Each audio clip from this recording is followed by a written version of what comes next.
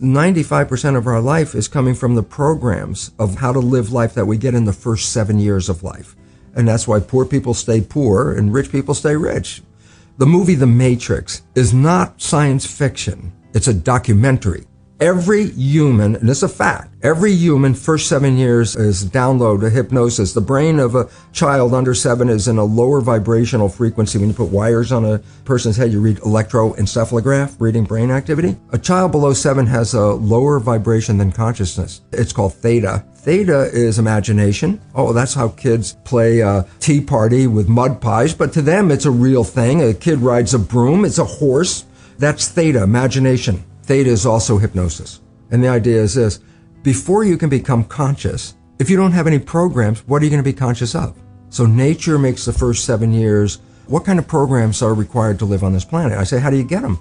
Theta is hypnosis. You just watch. You watch your parents, you watch your siblings and your community, because you have to learn how many 100,000 rules. Think about it. Just to be a functional member of a family and a functional member of a community, there are rules. Teach an infant these rules. You don't have to. First 7 years, they observe it and just download it. And then I say, well, why is it relevant? Because this is the unfortunate fact. 95% of our life comes from those programs in the subconscious. Every day, only about 5% of their life are you using conscious, which is creative. 5%. And you don't see it because it's called subconscious, below conscious. And the Jesuits, for 400 years, they were boasting. People didn't understand. They say, give me a child until it's 7 and I will show you the man. They've been saying that for 400 years because they knew 7 years was the program period. And 95% of your life after that will be whatever that program is. A child isn't functioning in consciousness until after 7. Before 7 is direct record. Whatever you just said, I just recorded it. So if the parent gets mad at the child and says, you don't deserve that, you don't deserve this, go.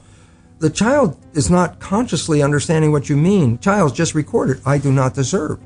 Now, if I hear that several times, especially in an emotional situation, because that downloads it faster.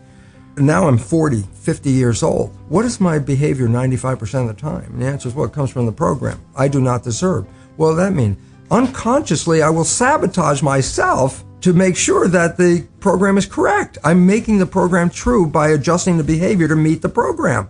Look, this is not new. I mean, there's a famous book, Rich Dad, Poor Dad. And basically said you come from a poor family and you could struggle your whole life and try to get rich, but you're not going to make it. And if you come from a rich family, you could be stupid your whole life and make it. Not because it was thinking, but it was unconscious behavior that was downloaded from rich families into kids, which is unconscious. So they're making the right moves unconsciously. If they engage their conscious mind, then they look stupid, but it's unconscious. And that's the same thing with poor people. Poor people have beliefs from the family. Oh, you can't make it. Life's a struggle. Things are hard. Who do you think you are? And if that's the program you get, then 95% of the day you will sabotage yourself. And that's why poor people stay poor and rich people stay rich, because the programming. Before I put this knowledge into effect, and I use the word put it into effect, why? I had the knowledge academically. It's like, oh my God, look at the research. What does it mean? I understood it from the level. And with all that knowledge, it didn't change my life. People read self-help books. I go, well, you read the book. You got a lot of knowledge. I say, is your life changed? No, but you got a lot of knowledge. And so here's the difference. The conscious mind is creative and can learn in any number of ways. Read a self-help book, go to a lecture, listen to this, and conscious mind's going to get some awareness. And I go, yeah, but subconscious mind doesn't learn that way. Subconscious mind learns in 2 fundamental ways naturally. Hypnosis, which is the first 7 years. And after age 7, how do you put new programs in? Repetition. Practice. You want to drive a car? You didn't learn how by just getting in the seat and put the key in. You had to practice driving the car. You want to learn the alphabet. How many times did you go from A to Z? Try to go to A to Z before you can complete it. And once you completed it, you didn't have to go back and do it again. So 2 phases. You want to train the subconscious mind.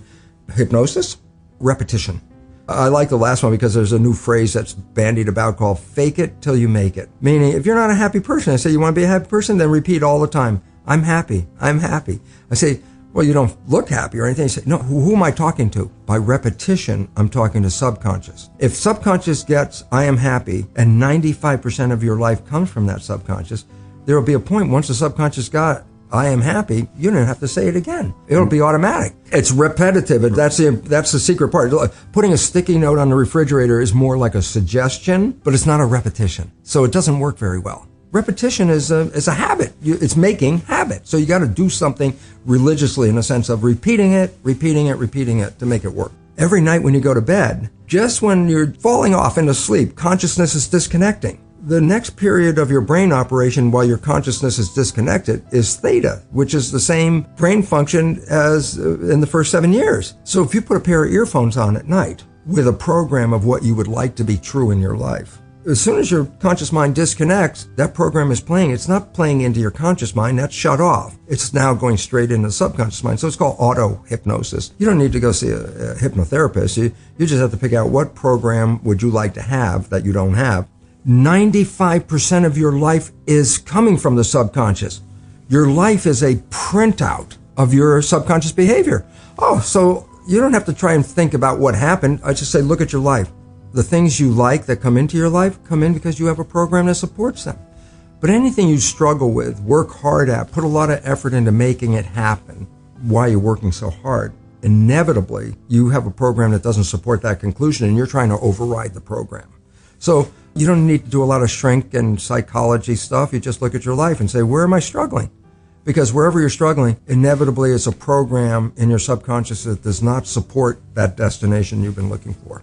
I had to deal with the issue of teaching medical students and going into the classroom. Teaching conventional curriculum is the old genes control life story. And so I go in there and teach that to medical students. But when I'd go back in my lab and look at my research on stem cells, my research revealed conclusively that the environment in which the cells live determine genetic activity. So it's complete opposite of what I was teaching in medical school. And the difference is profound. The conventional story, almost everybody's programmed with genes turn on and off, and then they control the character of your life. And if you buy that story, which I did and which I was teaching, it really means that we're victims of our heredity. We didn't pick the genes as far as we know. You don't like the traits, you can't change the genes, and the genes appear to turn on and off by themselves. All of a sudden you see your life is not under your control, it's under the control of the genes. And a lot of people feel that way looking at their family history and going, oh my goodness, I might have the genes for cancer or whatever it is. Since consciousness is involved, if once I feed you with an idea that you are susceptible to something, look, I can feed you with an idea that this pill that we just got from the pharmaceutical company, it's the greatest, best thing for your issue. And I give you this pill and you get better. And then later you find out it was a sugar pill and everybody goes, yeah, that's called the placebo effect. And I go, what does it really mean? You didn't get healed by the pill. You got healed by the belief in the pill. Well, yeah, that's what placebo is all about. And at least minimum of one third of all medical intervention is, it's a placebo effect where the healing comes from. Everybody goes, yeah, I know about the placebo. I go, yeah, but that's a result of positive thinking. What about negative thinking? And this is what we don't talk about, but the reality is it's equally powerful in regard to affecting your biology as is positive thinking, but it works in the opposite direction. A negative thought is called the nocebo effect. Can cause any disease and you can die. If you believe you're going to die, you can die from the belief. Here's a simple fact. Stress causes at least up to 90% of doctor visits. How can stress do this? And the answer is very simple. Stress causes a hormone called cortisol to be released in the body. So what does cortisol do? Number one, it causes the blood in the viscera, the guts, where maintenance of the body and healing comes from all the organs. It causes the blood vessels to shut down because it pushes the blood to the arms and legs. Why? Stress means you're ready to run, fight or flight. So you push the energy to where you need it, arms and legs. Well, where do you get it from? Well, you squeeze the blood vessels in the gut. Well, this is growth. The viscera is growth. That's what the organs are for. Arms and legs are for protection.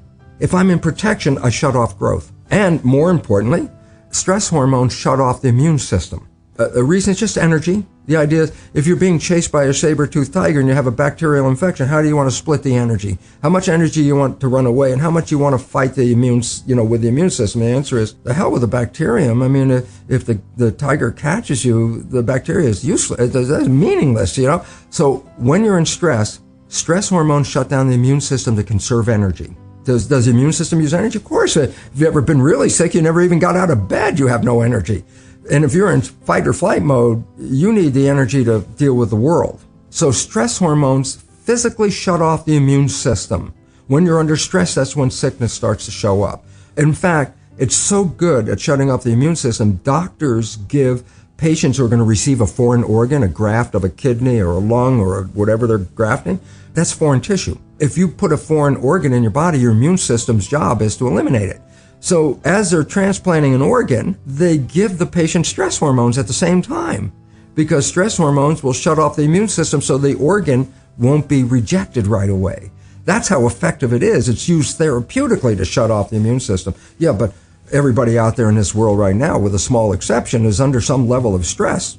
Every one of those people is dripping stress hormones continuously in their body, and those hormones inhibit the immune system, and the result is illness. And if you stop the growth, you say, yeah, but I'm an adult, I don't need to grow. And I say, yeah, but you have to replace hundreds of billions of cells that you lose every day. So we really have to watch out, because, as psychologists will tell us, 70% or more of our thoughts are negative and redundant, replaying the same negative thoughts. I go, if thoughts had nothing to do with it, fine. But thoughts, positive or negative, shape our biology. And all of a sudden it says, well, now it's time to wake up, because our negative thinking is manifesting a negative life experience.